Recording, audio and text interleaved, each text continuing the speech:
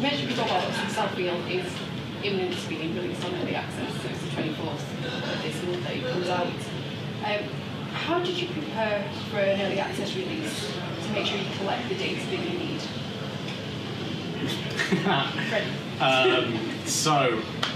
Actually, we have one of our amazing engineers just sat in the corner. He's hiding. Hi, Alex.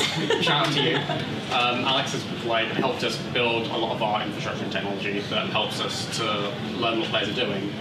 He's helped us build all of our analytics, our internal analytics data, which then our design teams and our design teams and publishing teams can then use to tweak how the game goes. For example, we had a Next Fest and closed beta public releases recently, and from some of that feedback and from feedback from other sources, we've tweaked how different parts of the game behave, like whether an item stacks to 16 high or to 32. Spent a lot of time making seed bags get sucked together. A lot of time. Yeah. So that's what you learned from Next Fest? Yeah, because in the closed beta, players would get seed bags and just chucks them out. The machine chucks them out every time, and it was 2 seed bags, 2 seeds in 1 seed bag, and you were just picking up for 5 minutes a bunch of seed bags, which is boring.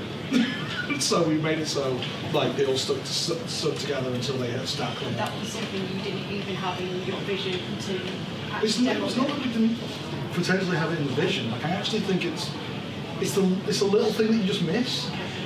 Right, and when players play it and they say it, you watch them play it and you're like, yeah, damn, we should have done that.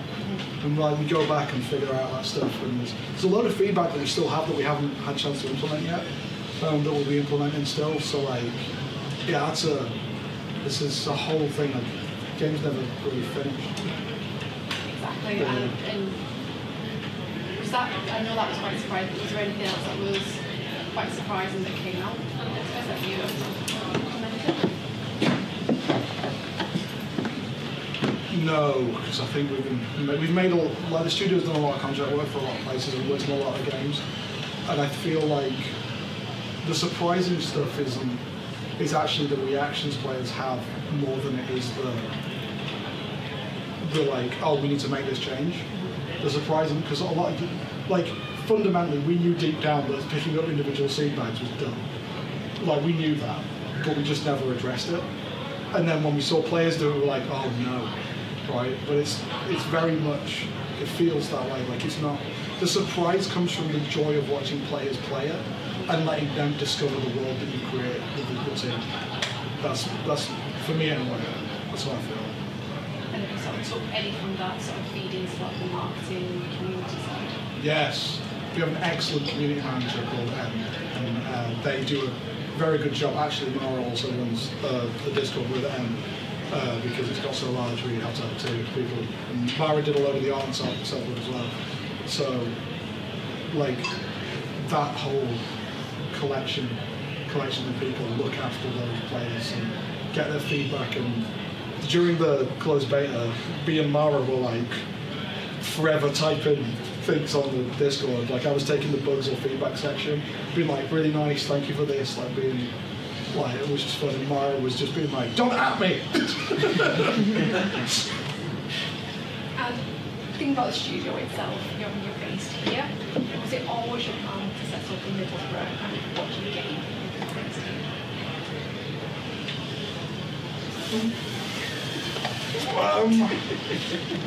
So we set up across the road in Vicky Road over there, and so did a few other studios like Behaviour and a few other places.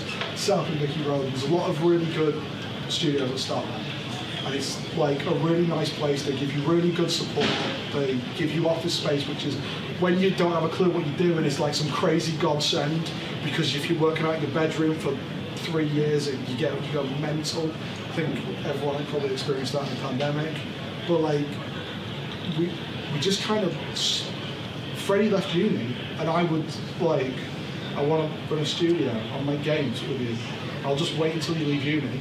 Freddie left uni, and the next day I think we started, and we just started there because it was easy, and we just ended up, we've been in 7 years, is October 7 years? Yeah. Oh my god. We've been here 7 years, but before that I was around doing freelance work in that building and around a lot of other places for a couple of years as well. This is like, Was there a sense of fear when you started? no. Like, not at all. For me, no, because like, it's what I always wanted to do. I was like, this is the plan. I want to do this. I've traveled in games for years, known a bunch of people. For me, it was always, I want to do it. The sense of fear exists now. Like, the larger you get, and as you grow, I don't know how many businesses here are, like, what size you all are, but like, as you grow and you get above 20 people, it becomes like real sketchy. If you don't have like a good finance person, or you don't have like somebody looking out for the team in HR or people, like there's like a tipping point where you have to bring people in and start trusting people, and that was really hard. Like, because before that guy over there, Will, we hired him out of the pub across the road down there, because we just came in one day and he was cool to us, and we were like, do you want to work as a producer? He was like, yeah, all right. And then a year later he calls me up and he's like, were you serious about the job offer? And I was like, yeah, all right, fuck it. I'll give this a go. And we hired him, didn't we? Will shipped right forward us, which was our first arcade. And like, I actually genuinely don't think we'll already know this, but I do not think that the game would have come out or been good if Will hadn't stayed next to Freddie for long evenings watching build bars go up. They were watching anime for like 3 nights in a row or something, just before the game launched. I genuinely don't think I've ever said thank you for that. So thanks, Will. But yeah, like, for me anyway, that's the thing. Your turn to talk, mate. I've been blabbing. I've been giving the big fucking babies on, mate. I completely forgot what the original question was, based on all of that tangent. That was a tangent. I do The apologise. question was there any fear when you started? No, which is odd. I actually, like most playthroughs, I have a lot of fear now based off like the next like 6 months, 12 months, 5 years. Because back then, I was like, back then I was only like 24, 5, I think. I have some time to, like, I guess, mess around and just go with the flow and see what happens. We had, like, as well back then, we had a bunch of people supporting us. We were really lucky. We were so lucky to be in the position that we were in. We had, like, it's why I spend a lot of time trying to give back. And to be honest with you, the past year, it's been really hard, like, because I don't get as much time to give back or help. And it's like, with the state of the industry, it's just been always looking after the people that we have, and that's been really difficult, because I've seen a lot of studios start up and grow. Like, if we could just, like, if I could spend like 2 hours with each one, you know, I'd be like, fell into all these traps, try and avoid all these traps. Like, you know, like, it's never, every studio's journey is different to yours, right? So like, you can never be in the same position that anyone else is in. So you can't offer advice really as well that can help them fully, because you don't know who they are, what they want to do, and you have to learn to accept that as well. Like, that's something that I learned early on in my career of running GameBridge and helping people. But yeah, right now it's definitely scarier now than it was then, because we were just messing around to see if it would work, and now we have a lot more stuff on the line. So in ways more to lose. It's not just more to lose, it's not just about more to lose, it's more, it's going to sound, I don't know how it's going to sound, but like, I really care about my team. And when, like, we had to lay off some staff recently, I say recently, a couple of months ago, and it was really hard for me personally to do that. Like, it was the right decision for the business, but actually doing that, like, destroyed me. And in a way I never thought I would, like, ever be in that position. And like that, like, having gone through that, I don't want anyone to ever have to do that.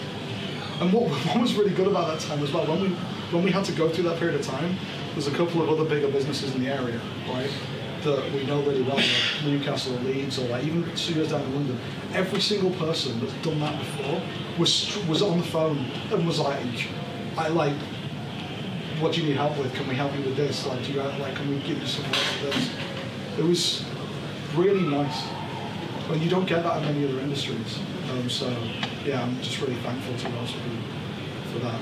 And it was horrible going through that. For not just me, but for those people that were at our studio. Like, it was hard.